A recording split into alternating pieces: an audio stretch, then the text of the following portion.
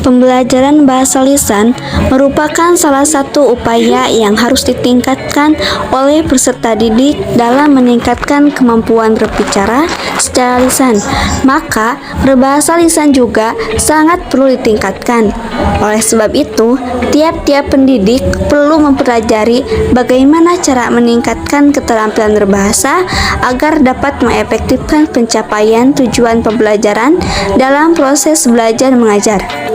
Pada kenyataannya, peningkatan kemampuan berbahasa lisan tersebut dimaksudkan agar anak-anak mampu memahami pembicaraan orang lain, baik langsung maupun lewat media, misalnya radio, televisi, dan pita rekaman.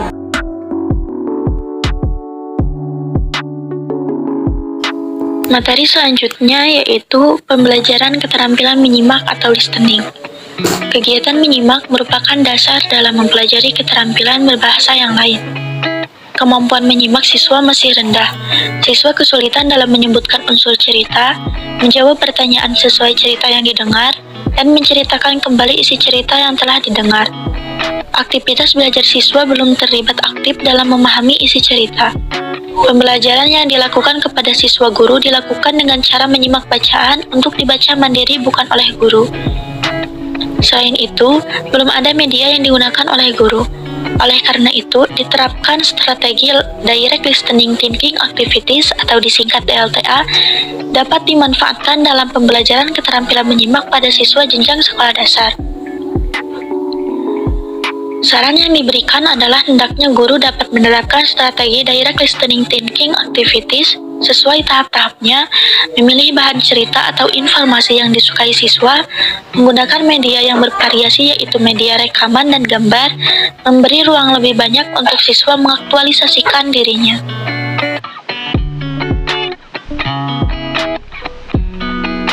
Kemudian, ada tahap-tahap dalam proses menyimak atau listening tadi. Yang pertama, mendengarkan, mengidentifikasi, menginterpretasi, memahami, menilai, dan menanggapi. Selanjutnya, ada juga metode pembelajaran keterampilan menyimak. Yang pertama ada simak tulis. Dalam teknik ini, guru membacakan atau memperdengarkan sebuah wacana singkat, yaitu diperdengarkan cukup satu kali. Siswa mendengarkan dengan baik. Yang kedua ada simak terka, yaitu guru mempersiapkan deskripsi tentang suatu benda tanpa menyebutkan nama benda tersebut. Deskripsi itu dibacakan guru, siswa mendengarkan dengan baik, kemudian siswa diminta menerka benda tersebut. Yang ketiga ada simak cerita, yaitu guru mempersiapkan sebuah cerita yang menarik, kemudian membacakan cerita tersebut dan siswa memperdengarkan dengan baik cerita yang dibacakan guru, kemudian siswa diminta menceritakan kembali cerita tersebut dengan kata-katanya sendiri. Yang keempat ada bisik berantai. Bisik berantai ini dapat digunakan untuk menguji kemampuan daya simak siswa dan kemampuan untuk menyimpan dan menyampaikan pesan kepada orang lain. Bisik berantai ini dapat dilakukan secara berkelompok.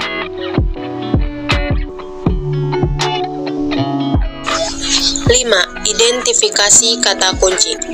Dalam menyimak suatu kalimat, paragraf atau wacana yang panjang, kita tidak perlu menangkap semua kata-kata, tetapi cukup diingat kata kuncinya saja. Kata kunci merupakan inti dari suatu kalimat, paragraf, atau wacana. 6. Identifikasi kalimat topik. Setiap paragraf dalam wacana minimal mengandung 2 unsur kalimat topik dan kalimat pengembang. Kalimat topik bisa terdapat di awal, tengah, dan akhir paragraf. Setelah selesai menyimak, siswa disuruh mencari kalimat topiknya. 7. Merangkum. Mendengarkan bahan simakan yang agak panjang dapat dilakukan dengan berbagai cara. Salah satu caranya adalah melalui merangkum. Merangkum berarti merangkum bahan yang panjang menjadi sedikit mungkin. Namun, kalimat tersebut dapat mewakili kalimat yang panjang. 8. Parafrase. Suatu cara yang digunakan orang dalam memahami isi puisi yaitu dengan cara mengartikan isi puisi dengan kata-kata sendiri dalam bentuk prosa. 9. Menjawab pertanyaan. Cara lain untuk mengajarkan menyimak yang efektif ialah dengan menjawab pertanyaan apa, siapa, mengapa, di mana, dan bagaimana yang diajukan sesuai dengan bahan simakan.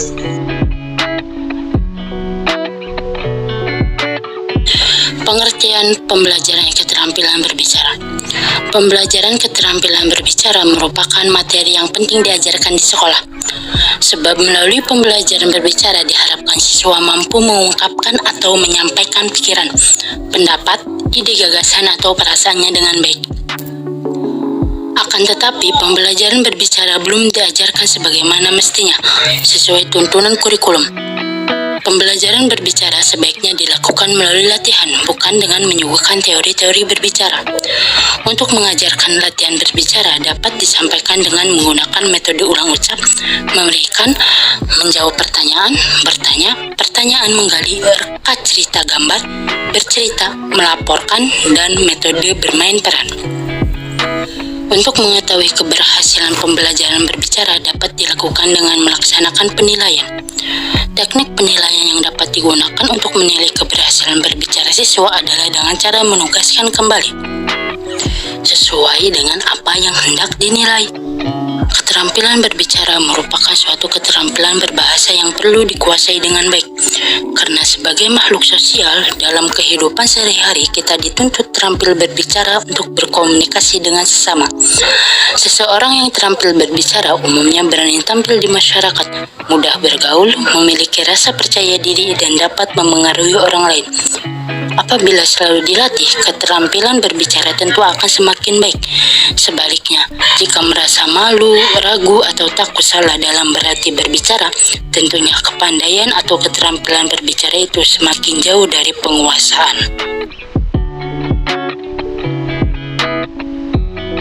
Metode pembelajaran keterampilan berbicara.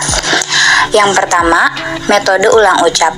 Teknik simak ulang ucap biasanya dipergunakan dalam memperkenalkan bunyi bahasa dan cara mengucapkannya, di mana guru sebagai model membacakannya atau mengucapkannya, atau memutar rekaman bunyi bahasa tertentu seperti fonem, kata, kalimat dengan jelas dan intonasi yang tepat. Yang kedua, metode lihat ucap.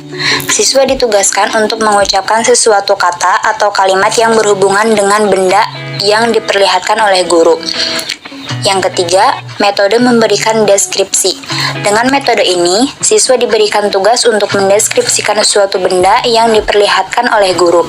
Keterampilan yang dilatih selain kemampuan pokok yaitu mengungkapkan pendapat adalah mengamati benda, memilih dan mencocokkan sehingga sangat cocok diterapkan pada siswa kelas awal sampai menengah di sekolah dasar. Yang keempat, ada metode menjawab pertanyaan. Metode ini sudah sangat umum sehingga dapat diterapkan pada kondisi dan sejenis sembarang bahan ajar. Pertanyaan dapat dikondisikan sedemikian rupa oleh guru untuk merangsang kreativitas berpikir dan menyampaikan tanggapan terhadap suatu masalah yang diajukan. Yang kelima, ada metode bertanya. Metode bertanya juga sangat layak digunakan pada sembarang bahan ajar. Dengan menyajikan bahan ajar terlebih dahulu, kemudian siswa ditugaskan untuk membuat pertanyaan tentang sesuatu yang tidak dipahami oleh siswa atau bahkan dalam tataran menguji materi ajar itu sendiri.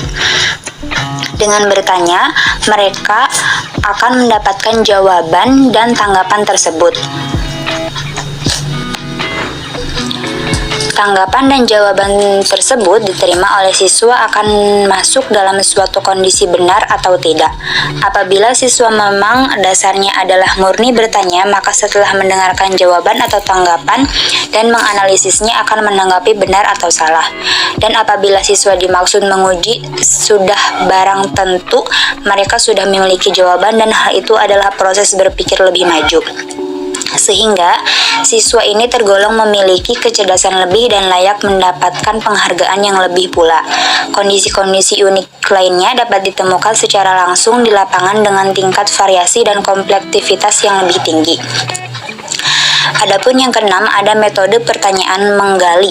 Metode ini sangat baik digunakan jika kondisi siswa yang stagnan dan dengan rata-rata tinggi pemahaman bahkan IQ biasa-biasa saja. Karena untuk mengantarkan mereka kepada suatu pemahaman yang menjadi tujuan pembelajaran, diperlukan langkah-langkah yang menggiring siswa sehingga sampai pada suatu keadaan paham kepada tema atau permasalahan yang ingin kita sampaikan. Terkadang, usaha ini sangat sulit dan membuat kita jengkel karena harus berputar-putar mencari pengandaian dan logika yang lain. Akan tetapi disinilah letak seni kita sebagai guru. Akhirnya siswa akan dapat membicarakan untuk menyampaikan gagasan, ide, atau pendapat mereka. Dan yang terakhir ada metode melanjutkan. Pada kegiatan ini, siswa secara bergilir ditugaskan untuk membuat ide cerita dan siswa yang lainnya melanjutkan cerita tersebut. Dalam keadaan tertentu dapat dikondisikan suatu bentuk permainan dalam kegiatan ini.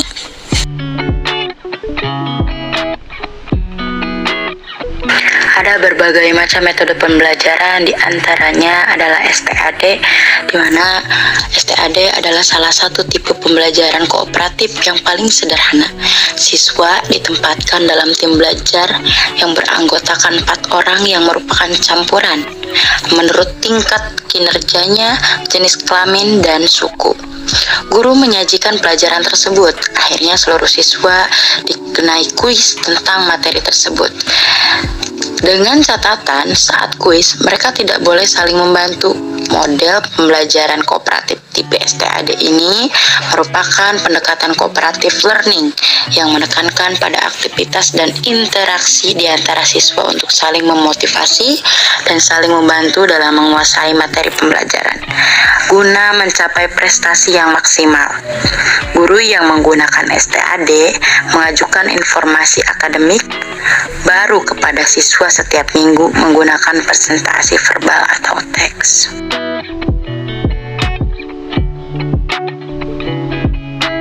Untuk yang selanjutnya, yang kedua yaitu problem based instruction.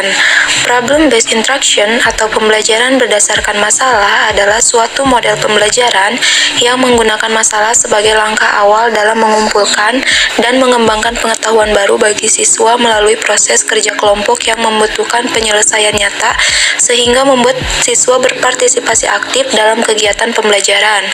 Model pembelajaran berbasis masalah berpusat pada kegiatan siswa. Dalam proses pembelajarannya, guru bertindak sebagai fasilitator, sedangkan siswa yang dituntut untuk lebih aktif dan bertanya, menjawab, berpendapat, menyanggah pendapat, dan sebagainya. Pembelajaran berdasarkan masalah merupakan pendekatan yang efektif untuk pengajaran proses berpikir tingkat tinggi. Pembelajaran ini membantu siswa untuk memproses informasi yang sudah jadi dalam benaknya dan menyusun pengetahuan mereka sendiri tentang dunia sosial dan sekitarnya. Indikator model pembelajaran ini adalah metakognitif, elaborasi atau analisis, interpretasi, induksi, identifikasi, investigasi, eksplorasi, konjektur, sintesis, generalisasi, dan inquiry. Metode pembelajaran WordScore merupakan model pembelajaran yang memadukan kemampuan menjawab pertanyaan dengan kejelian dalam mencocokkan jawaban pada kotak-kotak jawaban. Mirip seperti mengisi teka-teki silang, tetapi beda jawabannya.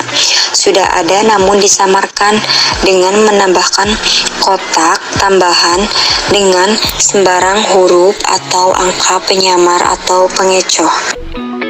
Poin keempat yaitu kooperatif atau CL Cooperative Learning. Pembelajaran kooperatif sesuai dengan fitrah manusia sebagai makhluk sosial yang penuh ketergantungan dengan orang lain, mempunyai tujuan dan tanggung jawab bersama, pembagian tugas dan rasa senasib. Dengan memanfaatkan kenyataan itu, belajar berkelompok secara kooperatif, siswa dilatih dan dibiasakan untuk saling berbagi atau sharing pengetahuan, pengalaman, tugas, tanggung jawab, saling membantu dan berlatih berinteraksi, komunikasi, sosialisasi. Karena kooperatif adalah miniatur dari hidup bermasyarakat dan belajar menyadari kekurangan dan kelebihan masing-masing. Jadi, model pembelajaran kooperatif adalah kegiatan pembelajaran dengan cara berkelompok untuk bekerja sama, saling membantu mengkonstruksi konsep, menyelesaikan persoalan, atau inquiry menurut teori dan pengalaman agar kelompok kohensif, kelompok partisipatif. Tiap anggota kelompok terdiri dari 4-5 orang, siswa heterogen, kemampuan gender, karakter, ada kontrol dan fasilitasi, dan meminta tanggung jawab hasil kelompok berupa laporan atau presentasi. Sintak pembelajaran kooperatif adalah informasi, pengarahan, strategi, membentuk kelompok heterogen, kerja kelompok, presentasi hasil kelompok, dan pelapor.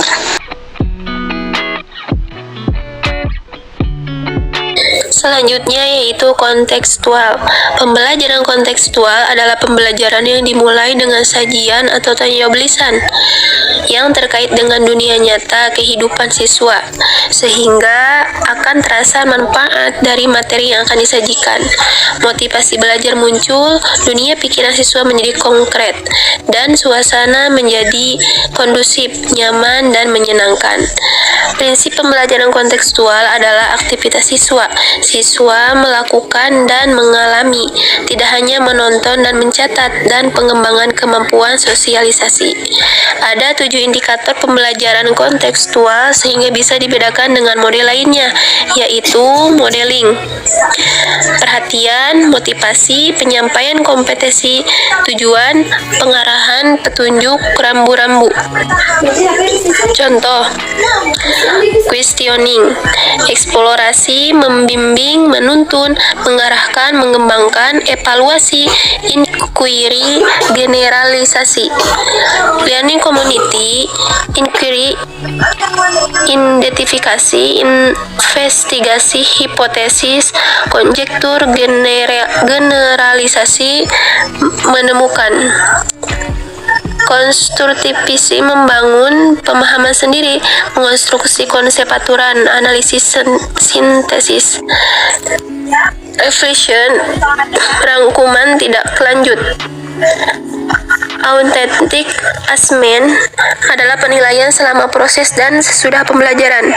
Penilaian terhadap setiap aktivitas usaha siswa, penilaian portofolio, penilaian subjektif, objektifnya, dari berbagai aspek dengan berbagai cara.